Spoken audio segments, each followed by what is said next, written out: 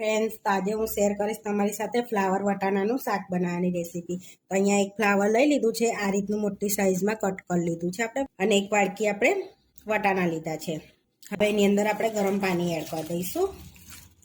હવે એક ચમચી મીઠું એડ કરી દઈશું અને મિક્સ કરીને 10 મિનિટ આપણે ગરમ પાણીમાં જ રવા દઈશું, જેથી કચરો હોય કાં તો જીવાત હોય ને એ ઉપર આવી જાય, એટલે આપણે 10 મિનિટ માટે રવા દઈશું। હવે ફ્લાવરને 10 મિનિટ થઈ ગયું છે। હવે આપણે ટોપલીમાં કાઢી લઈશું આ રીતની કાનાવાળી, જેથી બધું પાણી અંદર નીતરી જશે અને કોરું થઈ જશે। અને આપણે નવી રીતે બનાવીએ છીએ ને એકદમ ટેસ્ટી જોરદાર બનાવીશું। ફ્લાવરને હવે આપણે કોરું થવા દઈશું, નીતરવા દઈશું પાણી અંદરથી બધું। સરમાં એક સ્પેશિયલ મસાલો બનાવી લઈશું। અહીંયા 2 લીલા મરચાં લઈશું, 2 ચમચી સિંગદાણા લઈશું, 3 થી 4 કરી લસણની લઈશું। 2 ચમચી પાણી એડ કરીને આપણે સરસ પેસ્ટ બનાવી લેવાની છે આપણે। હવે ચેક કરી લઈશું, તો આ રીતની પેસ્ટ બનાવી લીધી છે આપણે। હવે શાક બનાવવા માટે 2 મોટી ચમચી આપણે તેલ લઈ લઈશું। હવે તેલને થોડુંક ગરમ થવા દઈશું। હવે તેલ ગરમ થઈ ગયું છે, તો ફ્લાવરને આપણે થોડુંક કરી લઈશું, શેકી લઈશું। થોડું મીઠું એડ કરી દઈશું, એટલે વેલો ફટાફટ શેકાઈ જશે આપણે। સરસ એવું શેકી લેવાનું છે।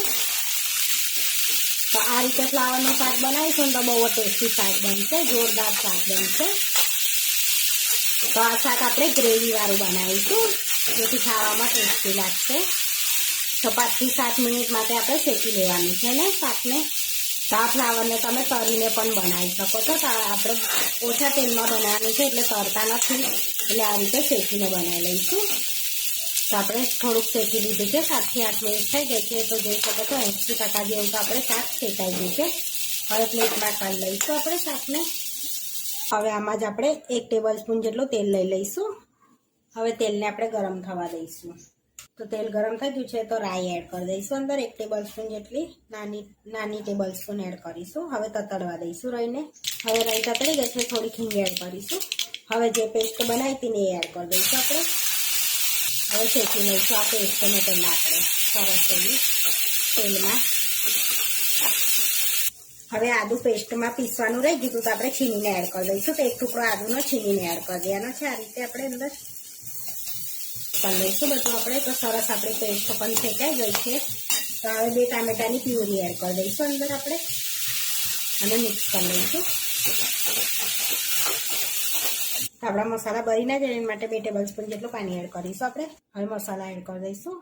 તો હળદર એડ કરીશું, થોડીક લાલ મરચું એડ કરીશું 1 ચમચી જેટલું, 1 ટેબલ સ્પૂન ધાણા જીરું પાવડર એડ કરીશું, 1 ટેબલ સ્પૂન ગરમ મસાલો એડ કરીશું, કલર માટે કાશ્મીરી લાલ મરચું એડ કરીશું આપણે અંદર। હવે બધું મિક્સ કરીને સરસ એને શેકાવા દઈશું, તેલ છૂટું પડે ગ્રેવીમાંથી એ રીતનું આપણે શેકાવા દઈશું। તો સરસ એવું ગ્રેવીમાંથી તેલ છૂટું પડી ગયું છે। હવે ફ્લાવર એડ કરી દઈશું આપણે શેકેલું અને સરસ મિક્સ કરી દઈશું આપણે। બોઇલ વટાણા એડ કરી દઈશું। તો આપણે બોઇલ કરી લીધા હતા વટાણાને, એટલે શેકી પણ શકો છો, વટાણાને શેકીને પણ એડ કરી શકાય છે। હવે સ્વાદ પ્રમાણે મીઠું એડ કરીશું આપણે અંદર।